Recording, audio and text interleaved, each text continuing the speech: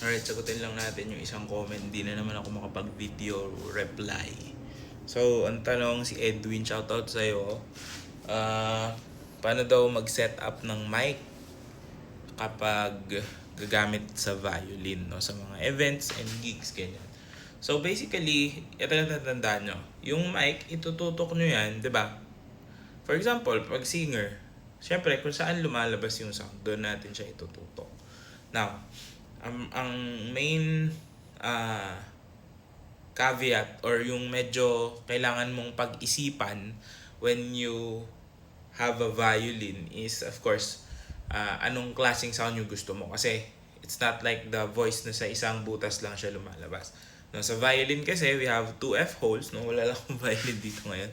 Pero we have 2 F holes. So, yung F holes na yun, dun lumalabas yung sound. Okay? So, here are the things that you need to consider. Number 1, anong klaseng tunog yung gusto mong marinig, no? Kasi if you put it on the left F hole, most likely yung low and yung mapipick up ng microphone, no? So yung left side na F hole which has the G and D strings, no? Nandun din kasi yung bass bar and yun, mas resonant yung lower register niya, no? Now, if you want a brighter sound, tutok mo sa kabila, which is sa A and E string. Kasi nandun nga yung A and E string and mas napipick up yung vibrations or yung sound na nagte-travel dun sa F holes na yun, mas magiging bright yung sound na kalalabasan. No? So, kapag nakaharap kayo sa mic, no, make sure lang na tama yung tutok ng mic. Now, ang isa pang pwede nyong gawin is ilagay yung mic sa gitna, no? Para ma-pick up niya both resonant sounds nung low end and nung higher end. So, somewhere in the middle. Ngayon, kung ang mic na gamit, sabi niya, naka-clip on. So, usually may gooseneck, di ba? So, sa may gitna.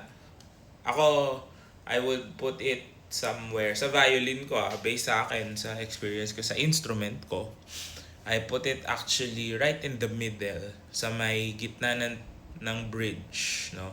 So, medyo nakagano siya. Hindi ko ma-demo, wala akong mic, tsaka ano.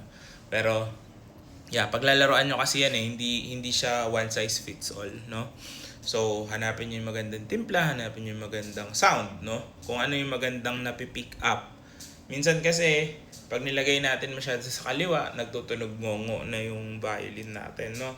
Parang may sipon. Tapos, pag nasa kabila naman, super talas naman, na hindi na rin naman maganda. Yung sobrang bright sounding, nagtutunog bakal naman. So, hahanapin nyo yung balance in between.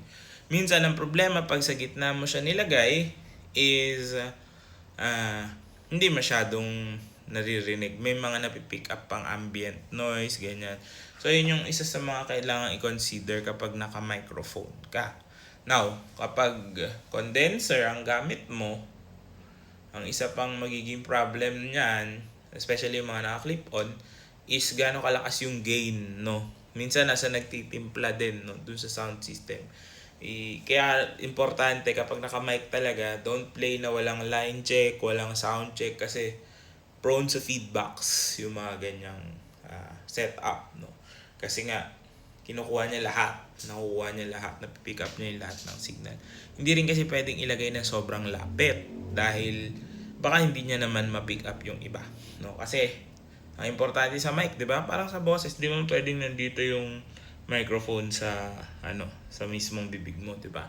Medyo ilalayo mo ng konti just to get everything, ma-pick up niya lahat.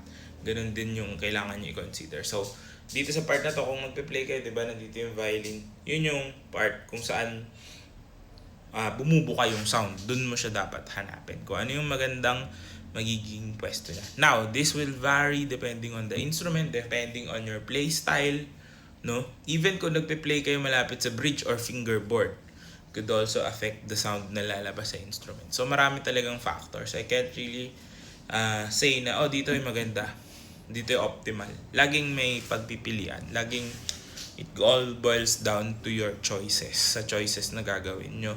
No? If it's aesthetically pleasing sa inyong mga tenga, and follow that. Kung gusto nyo yung ganong sound, wala namang masama doon. Just have to find the sound that you like and work with that. So, good luck sa inyo.